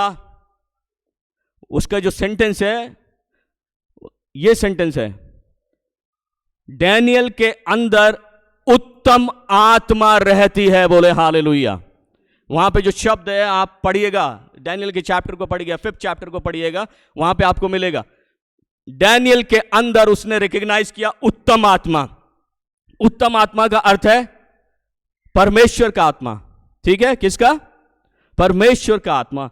और डैरियस जो है, अब आप देखिए विचलित हो गया, सिर्फ अपने एक कंडक्ट की वजह से, अपनी एक बेवकूफी की वजह से विचलित हो गया। अपने फ्रेंड के लिए विचलित है, अपने उस आज्ञाकारी जो उसने पोजीशन दे रखी है, जो सबसे ज्यादा इंपॉर्टेंट व्यक्ति है, उसके लिए वो विचलित है। और अपने विचलन में वो क्या कर रहा है?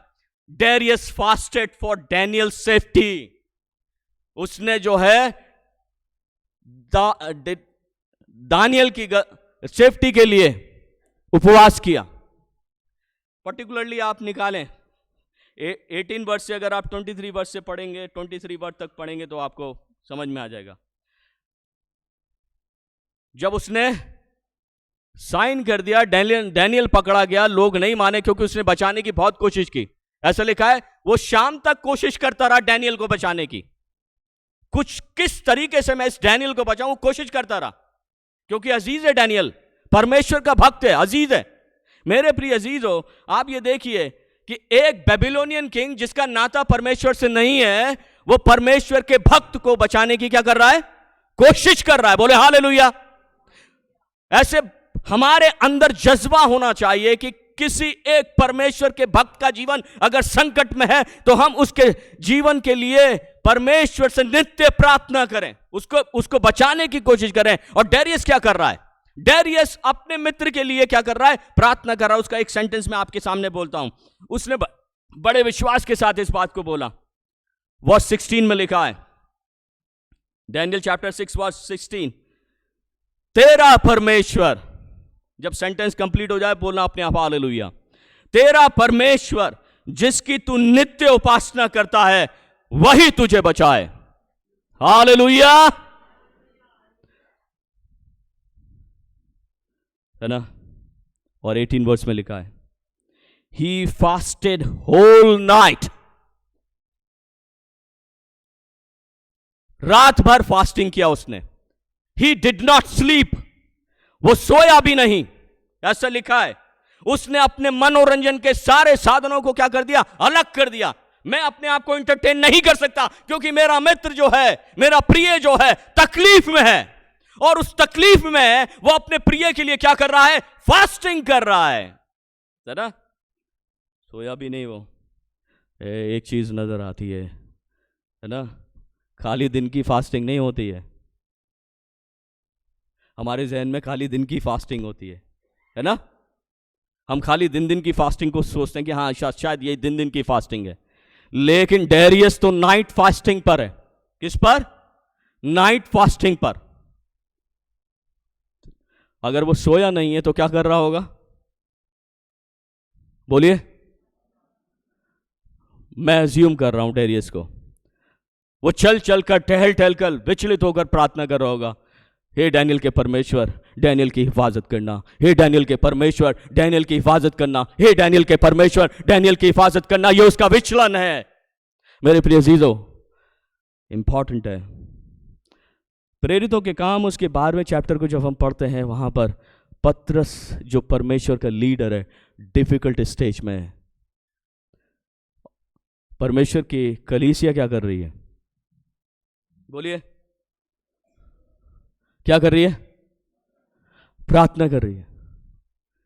कलीसिया क्या कर रही है? संपूर्ण कलीसिया। मैं संपूर्ण कलीसिया की बात करूं क्योंकि वहां पे कलीसिया वर्ड है। कलीसिया क्या कर रही है? प्रार्थना कर रही है। किसके लिए? अपने लीडर के लिए, पतरस के लिए प्रार्थना कर रही है। जेल में मर जाएगा, बी हेडेड हो जाएगा, फांसी पे टांग देंगे, है ना, उसका गला काट देंगे। लेकिन कलीसिया क्या कर रही है? बोले जोर से, प्रार्थना कर रही है। तो प्रार्थना के साथ में हम ना होल नाइट फास्टिंग कर लेते हैं। फास्टिंग, मेरे प्रिय जीजो, क्या किया परमेश्वर ने? क्या किया बोले? जब प्रार्थना की, होल नाइट प्रेयर की, तब परमेश्वर ने क्या किया? पतरस को छुड़ा लिया। बोले हालेलुया। हमारी फास्टिंग, हमारा प्रेयर बहुत इंपॉर्टेंट है परमेश्वर के लिए। याद रखें, हम जब प्रेयर करते हैं, हम फास्टिंग पर होते हैं, तो परमेश्वर हमारे उस प्रेयरफुल फास्टिंग को ध्यान में रखते हैं और कार्य करते हैं। और उसने क्या किया? पतरस को छुड़ा लिया, है ना। ठीक उसी प्रकार जब डैरियस पूरी रात फास्टिंग पे रहा, परमेश्वर ने उसकी फास्टिंग को देखा, है ना, और डैनियल सही सलामत बाहर निकल आया। सिर्फ एक, अगर आपका कोई अजीज परेशानी में है ना, तो आप उसके लिए फास्टिंग करें। परमेश्वर दुआ जरूर कबूलेंगे और रहम करेंगे। आखिरी बात कह के ख़त्म करता हूँ, क्योंकि बहुत सारे ग्लिम्सेस हैं, मैं क्लोज करूँगा यहाँ पर। Daniel chapter 10, Daniel chapter 10, please turn with me, Daniel chapter 10। वहां पर आपको मिलेगा डैनियल ने 3 हफ्ते की फास्टिंग की। बोले हालेलुया। किस लिए? रीजन क्या उसकी फास्टिंग का? कभी कभी जब हम परमेश्वर की बातों को रिसीव करते हैं और हमें समझ में नहीं आती, डैनियल के साथ भी ऐसे हुआ। डैनियल के सन्मुख परमेश्वर की बात को प्रकट किया गया और डैनियल 3 हफ्तों के लिए फास्टिंग पे गया, to understand the revelation from God. उस रेवलेशन को समझने के लिए, परमेश्वर की बात को समझने के लिए, उस दर्शन को समझने के लिए उसने 3 हफ्ते की फास्टिंग की। वो फास्टिंग में रहा कि वो परमेश्वर का दर्शन जो उसे दिया गया है, हिद्देल नदी के तट पर उसने एक पुरुष को खड़ा हुआ देखा है, वहां पर ऐसा लिखा हुआ है, और उस दर्शन को समझने के लिए वो अपने आप को प्रेयर एंड फास्टिंग में कर रहा है। मेरे प्रिय अजीजों, जब हम डैनियल की फास्टिंग को देखते हैं, तो डैनियल की फास्टिंग, ये 3 हफ्ते की जो फास्टिंग है, इसको कहते हैं partial fasting. Partial fasting, fasting के कई रूप होते हैं, लेकिन यहां पर पर्टिकुलरली 10th चैप्टर में डैनियल की पार्शियल फास्टिंग दिखी है। तो पार्शियल फास्टिंग क्या होती है? पार्शियल फास्टिंग में बता दूं आपको क्या है। अगर आप देखेंगे, डैनियल ने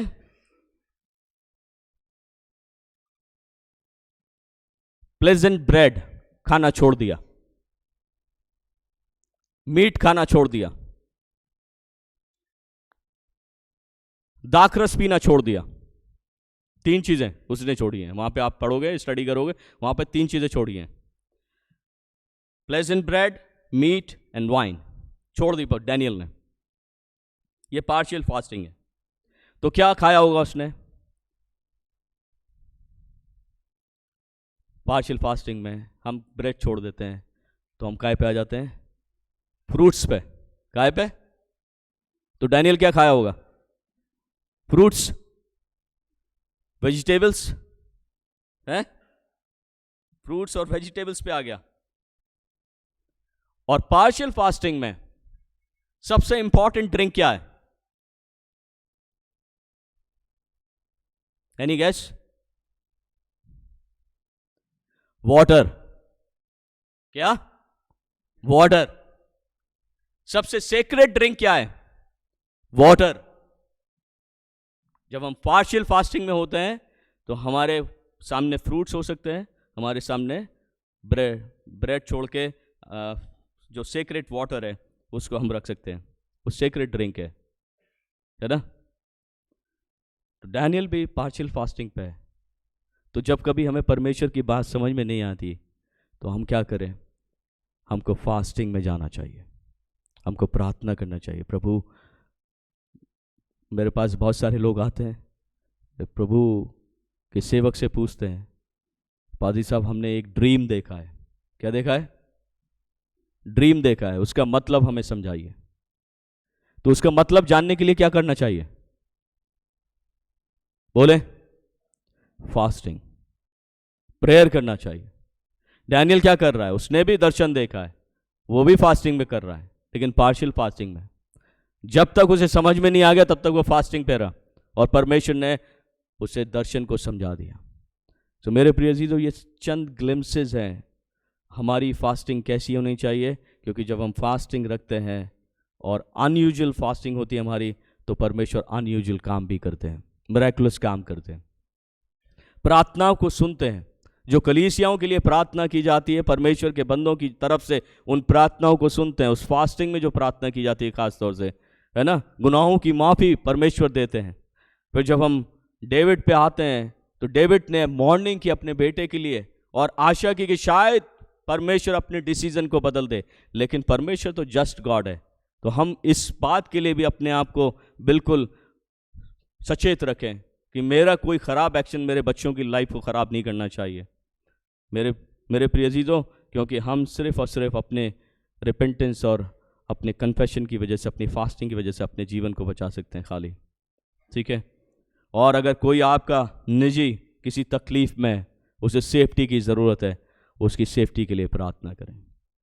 मेरे प्रिय अजीजों, अगर आप अंडरस्टैंड करना चाहते हैं परमेश्वर के वचनों को, फास्टिंग के साथ अंडरस्टैंड करें, परमेश्वर मदद ज़रूर करेंगे। May God bless us all, और परमेश्वर का अनुग्रह इसी तरह से बना रहे। दुआ मांगेंगे।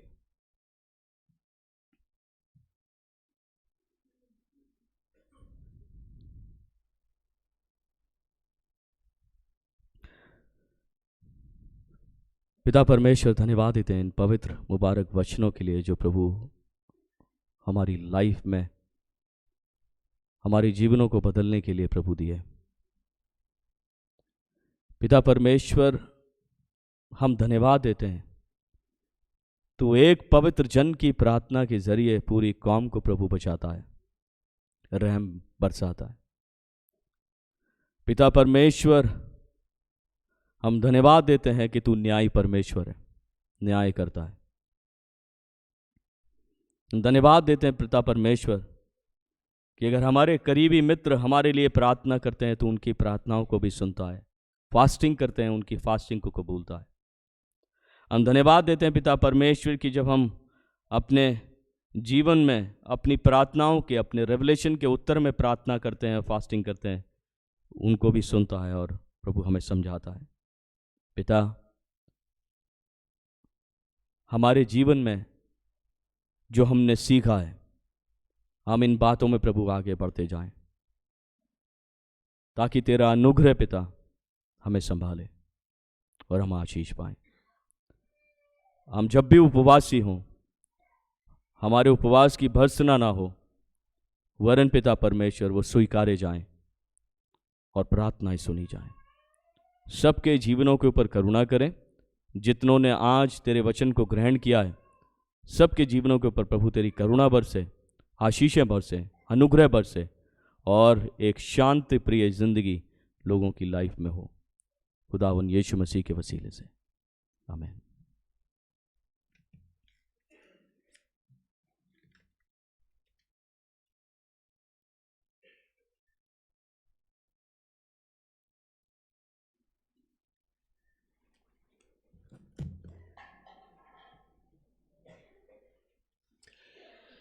बहुत ही शुक्रगुजार होते हैं मुक़द्दस कलाम के लिए जो खादिम के वसीले से अजीज़ों हमें मिला, और दुआ करते हैं कि खुदावन इस कलाम को हमें याद रखने में मदद करे, और सच में वचन जो हमारे जीवनों में भय पैदा करता है, हमें सही रास्ते पर चलाने के लिए, वो खुदावन ने आज हमें दिया।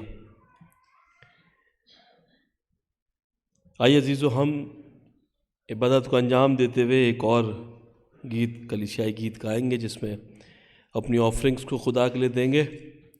मेरे साथ निकाली हिम नंबर 188, 188 नंबर का गीत, क्या तुम यीशु के पास गए। मेरी दरख्वास्त है कांग्रीगेशन से कि खड़े होकर के हम इस गीत को गाएंगे और अपनी ऑफरिंग्स को खुदा के लिए देंगे।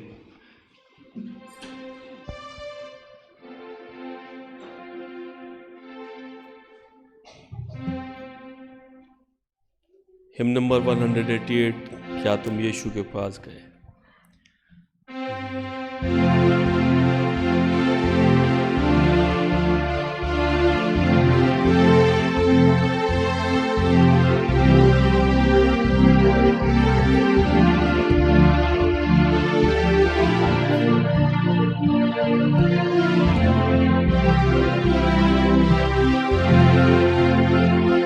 क्या तुम यीशु पास गए कि दिल होवे पाक, तुम सोते में साफ हुए हो, जो सलीब से बहता ही हुए ना जात, क्या उस सोते में साफ हुए हो, क्या तुम साफ हुए हो, सब गुनाह से तुम साफ हुए हो, क्या लिबास तुम्हारे हुए खून से सफेद, क्या उस सोने में साफ हुए हो, क्या तुम यीशु सा चले रोज बरोज, क्या उस सोते में साफ हुए हो, क्या तुम अपना भरोसा उस पर रखते रोज, क्या उस सोते में साफ हुए हो, क्या तुम साफ हुए हो, सब गुनाह से तुम साफ हुए हो, क्या लिबास तुम्हारे हुए खून से सफेद, क्या उस सोते में साफ हुए हो, तबेदारों तुम ठहरोगे जरूर, गर उस सोते में साफ हुए हो, और आसमानी जला में तुम रहोगे मसरूर, कि उस सोते में साफ हुए हो, क्या तुम साफ हुए हो, सब गुनाह से तुम साफ हुए हो, क्या लिबास तुम्हारे हुए खून से सफेद, क्या उस सोते में साफ हुए हो।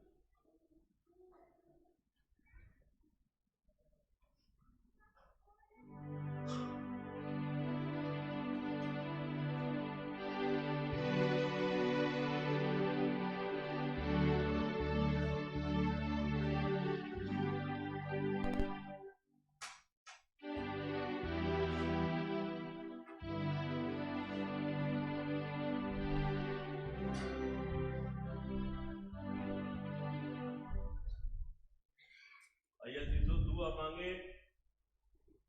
प्यारे खुदावन, बड़ी शुक्रगुजारी और धन्यवादी के साथ आपके कदमों में आते हैं और शुक्रगुजारी इस बात की देते हैं खुदावन कि आप खुदावन इस लेंटन सीजन में हमसे बात करते हैं और खुदावन आज आपके मुकद्दस कलाम के वसीले से खुदावन हम जान पाए तो खुदावन हमेशा की और पुश्ता खुदावन है। हाँ खुदावन, अगर एक तरफ खुदावन तू बरकतें देने का वायदा करता है तो प्यारे बापा आसमानी दूसरी तरफ प्यारे खुदावन ये भी हम जानते हैं बापा आसमानी कि प्यारे खुदावन तू बदला लेने की भी सामर्थ रखता है। यशिगेल की किताब उसका पहला 18वां बाप और पहला दूसरा पद कहता है, अंगूर खाए पुरखाओं ने और दांत खट्टे हुए बच्चों के। हाँ खुदावन, हमें पता है बाप आसमानी कि तू खुदावन हमारी उन बातों को नहीं भूलता है जो जाने और अनजाने में हम गुनाह करते हैं। आपसे गुजारिश करते हैं बाप आसमानी, खुदावन अपना फजल इनायत करे और खुदावन कलाम को याद रखने में हमें तौफीक बख्शे कि बाप आसमानी हम इन बातों पर अमल करें तो उससे डरते और कांपते हुए चले।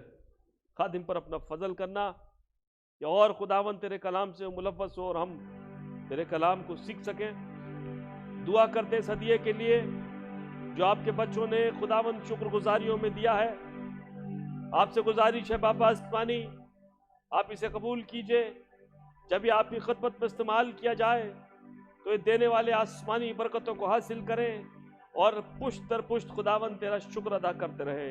आप इसे कबूल करें, प्रभु यीशु के नाम से मांगते हैं, आमीन। धन्यवाद धन्यवाद धन्यवाद,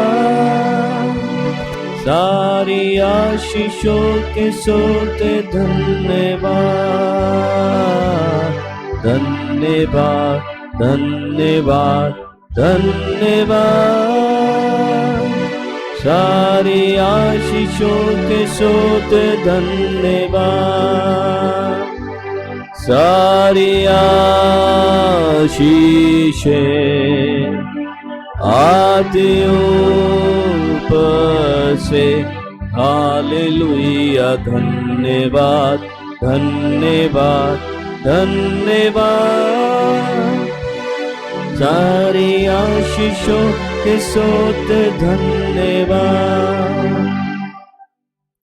अब हमारे खुदावन यीशु मसीह का अनुग्रह, परमेश्वर पिता का प्रेम और पवित्र आत्मा की सहभागिता हम सबके साथ में, जितने आज आराधक बनकर इस सुबह के वक्त में एकत्रित हुए, सबके फैमिलीज के साथ में, सेंट्रल मैथोडिस्ट चर्च देहरादून की कलीसिया के एक सदस्य, एक परिवार के साथ में, खुदा से मोहब्बत रखने वाले, उसके हुक्मों की पैरवी करने वाले हर एक व्यक्ति के साथ में, उनके फैमिलीज के साथ में, हमारे सभी ऑनलाइन आराधक जो आपसे थोड़ी देर बाद आराधना में सम्मिलित होंगे, उन सब के साथ में, उनके परिवारों के साथ में आपसे लेकर हमेशा तक होती रहे। आमीन आमीन आमीन।